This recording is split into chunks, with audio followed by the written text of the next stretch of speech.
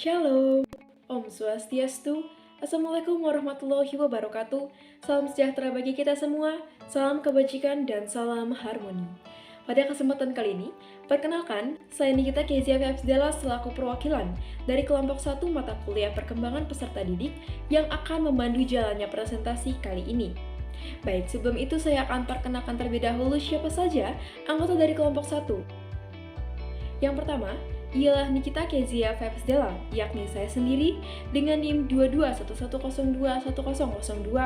Kemudian ada Nikade Ayu Febriani dengan NIM 2211021003. Iwayan Gede Darsana dengan NIM 2211021001. Rekan saya Komang Damar Danwarta dengan NIM 2211021004.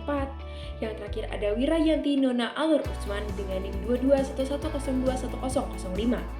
Nah, setelah pemaparan siapa saja anggota dari kelompok 1, kemudian saya akan menjelaskan pokok atau submateri yang akan kami jelaskan pada presentasi kali ini.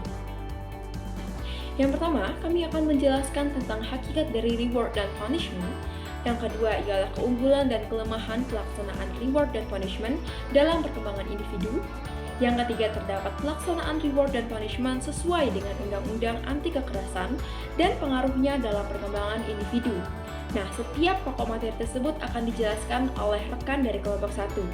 Kepada rekan yang bertugas, kami persilahkan. Baik, jadi di sini saya akan menjelaskan mengenai pengertian dari reward. Reward menurut bahasanya itu kan berasal dari bahasa Inggris yang memiliki arti yaitu suatu penghargaan atau suatu hadiah. Nah, secara umum penghargaan atau reward ini dapat diartikan sebagai suatu bentuk imbalan balas jasa yang diberikan kepada seseorang atau kelompok karena telah berperilaku baik, melakukan sesuatu keunggulan atau prestasi, memberikan suatu sumbangsih, atau berhasil melakukan tugas dan target yang telah ditetapkan. Kemudian selanjutnya ada pun definisi atau pengertian dari reward menurut dari beberapa sumber dan para ahli. Yang pertama itu ada Ngalim Purwanto. Menurut Ngalim Purwanto, reward itu sendiri merupakan suatu alat untuk mendidik siswa agar merasa senang karena perbuatan atau pekerjaannya mendapat penghargaan. Kemudian yang kedua itu ada menurut Suharsini Arikunto. Beliau menyebutkan bahwa penghargaan atau reward ini adalah sesuatu yang diberikan kepada seseorang karena telah mendapatkan prestasi dengan yang dikehendaki. Dan yang ketiga itu ada Slameto. Slameto menyebutkan bahwa penghargaan atau reward ini adalah sesuatu yang diberikan guru kepada anak didik sebagai hadiah karena anak didik tersebut telah berperilaku baik dan telah berhasil melaksanakan tugas yang diberikan guru dengan baik. Kemudian ada pun menurut pendapat dari Mulyasa. Beliau menyebutkan bahwa penghargaan atau reward ini adalah respon terhadap sesuatu perilaku yang dapat meningkatkan kemungkinan terulang kembali perilaku tersebut. Yang kelima yaitu ada Aris Soimin. Beliau menyatakan bahwa reward ini sebagai alat pendidikan diberikan ketika seorang anak melakukan sesuatu yang baik, telah berhasil mencapai suatu tahap perkembangan tertentu atau tercapainya suatu target. Dan yang keenam itu ada Deddy Mulyasana. Beliau menyatakan bahwa reward ini adalah salah satu strategi yang digunakan dalam pengembangan pembelajaran dalam menciptakan suasana yang menyenangkan melalui pendekatan kecintaan, perhatian, dan kasih sayang. Dan reward merupakan salah satu langkah strategi yang ditekankan. Dapat disimpulkan arti atau definisi reward jika dilihat dari definisi reward dari menurut sumber dan beberapa para ahli, yakni bahwa reward merupakan segala bentuk sesuatu yang diberikan kepada siswa atau peserta didik yang berupa segala bentuk penghargaan yang dapat menyenangkan perasaan siswa atau peserta didik karena dari hasil yang baik pada dalam proses pendidikan atau pembelajaran yang dilakukan oleh siswa atau peserta didik dengan tujuan agar siswa atau peserta didik senantiasa atau selalu melakukan pekerjaan dan mengikuti pembelajaran atau proses pendidikan dengan baik. Kemudian selanjutnya pengertian mengenai punishment. Istilah punishment ini berasal dari bahasa Latin yaitu punir, yang berarti menjatuhkan hukuman kepada seseorang karena bersalah melakukan kejahatan atau pelanggaran dalam masalah ganjaran dan hukuman. Kata punishment berasal dari bahasa Inggris juga disamakan dengan istilah law atau hukuman atau siksaan. Sedangkan dalam Kamus Lengkap Bahasa Indonesia, punishment atau hukuman memiliki arti peraturan resmi yang menjadi pengatur menurut Dan Prianto pada tahun 2010. Kemudian punishment atau hukuman merupakan suatu bentuk prosedur atau tindakan yang diberikan kepada individu atau kelompok atas kesalahan, pelanggaran, atau kejahatan yang dilakukan dengan bentuk punishment, negatif dan penderitaan dalam rangka pembinaan dan perbaikan tingkah laku sehingga tidak terulang kembali di kemudian hari. Baiklah, saya akan melanjutkan presentasi dari rekan saya. Selain itu, definisi dari pengertian punishment ini menurut para ahli, yakni menurut Ratna Wilis Dahar, pendapatnya yakni punishment merupakan salah satu alat mendidik yang dijatuhkan atas perbuatan jahat atau buruk yang telah dilakukan seseorang atau individu. Yang kedua, menurut Abu Ahmadi dan Nur Tobiati, yang mana menurut mereka punishment yaitu merupakan penderitaan yang diberikan atau ditimbulkan dengan sengaja oleh pendidik setelah siswa melakukan suatu pelanggaran ataupun suatu kesalahan. Yang ketiga ada Sardiman. Menurut Sardiman, punishment adalah salah satu bentuk reinforcement negatif yang menjadi alat motivasi jika diberikan secara tepat dan bijaksana sesuai dengan prinsip-prinsip pemberian hukuman yang ada. Yang keempat ada Purwanto. Punishment adalah suatu penderitaan yang diberikan atau ditimbulkan dengan sengaja oleh seseorang, mau itu orang tua, guru, dan sebagainya, yang sesudah terjadi suatu pelanggaran ataupun kesalahan yang ada. Yang kelima, menurut Sadullah, punishment adalah sesuatu yang diberikan karena anak berbuat kesalahan. Anak melanggar suatu aturan yang berlaku, sehingga dengan diberikan hukuman, anak tidak akan mengulangi kesalahan tersebut. Hukuman yang diberikan sebagai suatu pembinaan bagi anak untuk menjadi suatu pribadi yang susila. Yang keenam, menurut Sabri, punishment adalah suatu tindakan pendidik yang sengaja dan secara sadar diberikan kepada anak didik yang melakukan suatu kesalahan agar anak tersebut menyadari kesalahannya dan berjanji dalam hatinya akan tidak mengulangi hal itu lagi.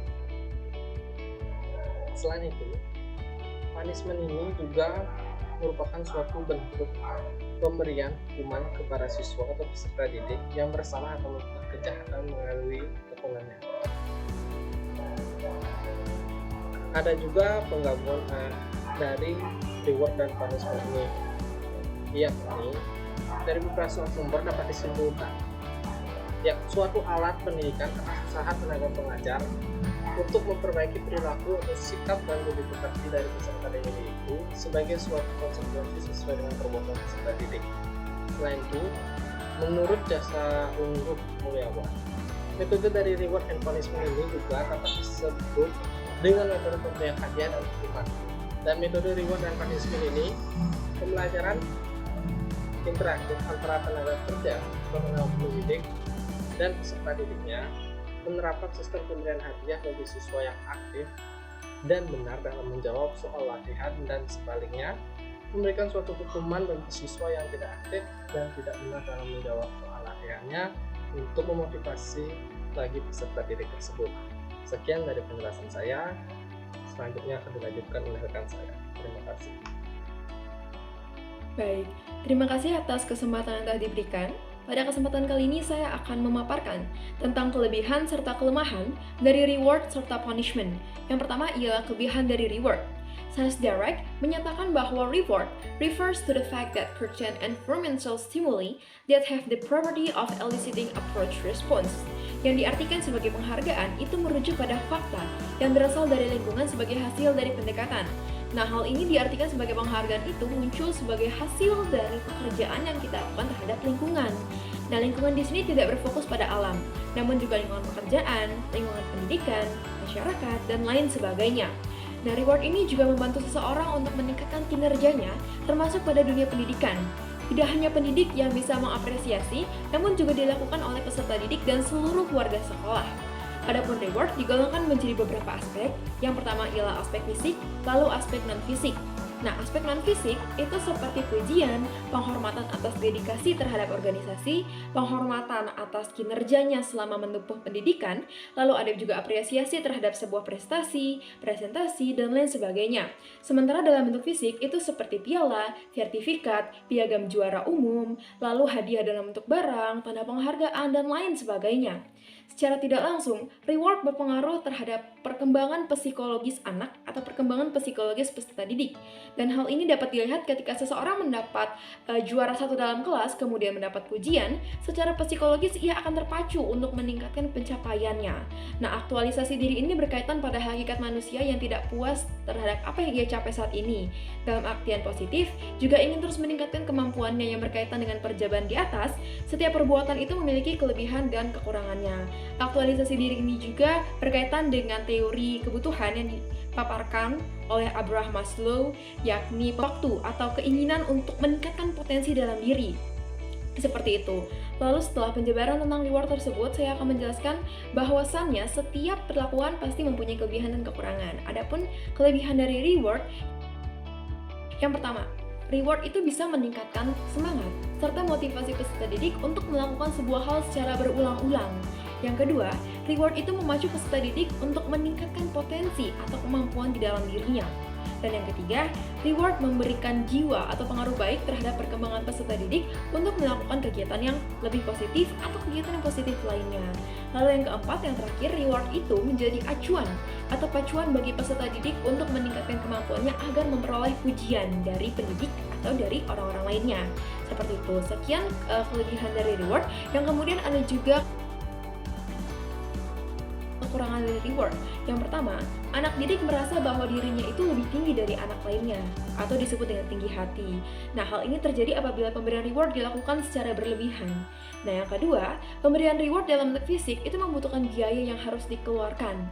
Seperti itu. Yang ketiga, perlu adanya metode penyampaian reward yang bijak agar peserta didik tidak salah dalam menyikapinya.